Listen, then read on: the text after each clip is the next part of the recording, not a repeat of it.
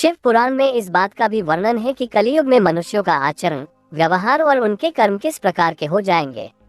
एक बार धर्म क्षेत्र यानी प्रयाग, जिसे कि ब्रह्मलोक का मार्ग भी माना गया है, वहां पर तेजस्वी मुनियों और ऋषि महात्माओं ने एक विशाल यज्ञ का आयोजन किया और उस यज्ञ के बारे में सूचना पाकर व्यास जी स्वयं और उनके शिष्य श्री सूत जी वहां पर पधारे ताकि यज्ञ में भाग ले सके और सभी मुनियों के दर्शन भी कर सके।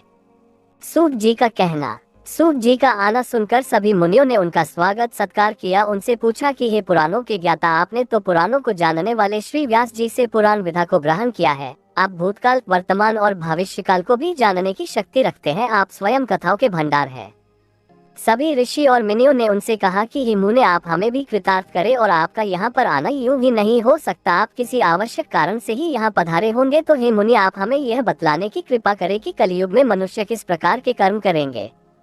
सूत जी कहने लगे, कलयुग में लोग पुण्य कर्मों को त्याग देंगे और दुराचारी प्रवृत्ति के हो जाएंगे। लोग धर्म कर्म की बातों को छोड़कर दूसरों की बुराई करने को ही अपना धर्म समझेंगे और परस्त्री के प्रति मोहित होंगे। अपनी स्त्री का कोई महत्व नहीं रह जाएगा। लोग हिंसा करने को आम बात समझेंगे और मूर्खता की सारी हदें पार कर देंगे। भगवान के प्रति उनकी भक्ति खत्म हो जाएगी और अधिकतर लोग नास्तिक प्रवृत्ति के हो जाएंगे। कलयुग के लिए भविष्यवाणी। कलयुग में वेदों से प्रतिपादित की गई वर्ण आश्रम की व्यवस्था नष्ट हो जाएगी। प्रत्येक वर्ण और आश्रम में रहने वाली प्राणी अपने अपने धर्मों के आचरण का पूरी तरह त्याग कर देंगे और दूसरे के धर्म के प्रति उनकी आसक्ति होने लगेगी और दूसरे के धर्म को अपनाकर वह अपने को सुखी मानेंगे। इस प्रकार के कृत्यों से सामाजिक वर्ण संकरता होगी, जिसके कारण लोगों का पतन भी होगा। परिवार के परिवार टूटना शुरू हो जाएंगे और समाज के अंदर भी एक बिखराव पैदा होगा। प्राकृतिक आपदाएं बढ़ेंगी और इनसे लोगों की जगह जगह मृत्यु होगी। धन खत्म होने लगेगा। किसी के पास धन का भंडार होगा तो कोई अत्यंत ही गरीब होगा, जिस कारण से समाज के अंदर सामाजिक असमानता पैदा होगी। लोग अत्यंत ही स्वार्थी होने लगेंगे और लोभ हर समय उनके दिमाग में रहेगा। सभी लोग अत्यंत लोभी हो जाएंगे और वेदों को बेचकर धन कमाने लगेंगे। दूसरों को ठगना ही उन्हें धर्म लगेगा। पूजा पाठ नाम मात्र की रह जाएगी।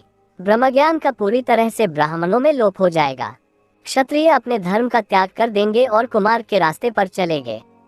पाप इनके अंदर बढ़ता ही जाएगा और व्यभिचार की सीमा को भी ये पार करने में कोई ग्लानि नहीं करेंगे। शौर्य होते हुए भी वे अपने शौर्य को भूल जाएंगे और शौर्य से रहित हो जाएंगे और पापियों जैसा इनका व्यवहार होगा और काम अर्थात बुरे और गंदे कार्यों के ये अधीन हो जाएंगे।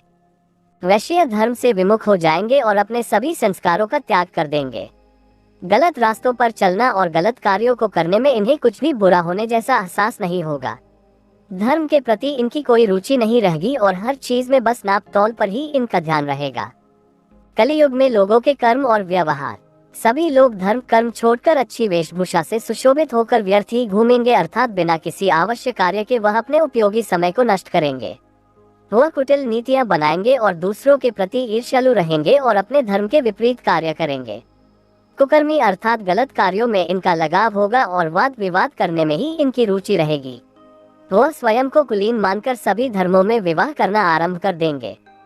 स्त्रियां सदाचार का पालन नहीं करेगी।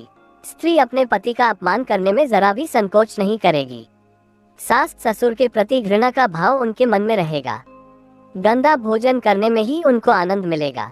स्त्री अपने शील और शांत स्वभाव को त्याग देंगी और उग्र हो जाएंगी।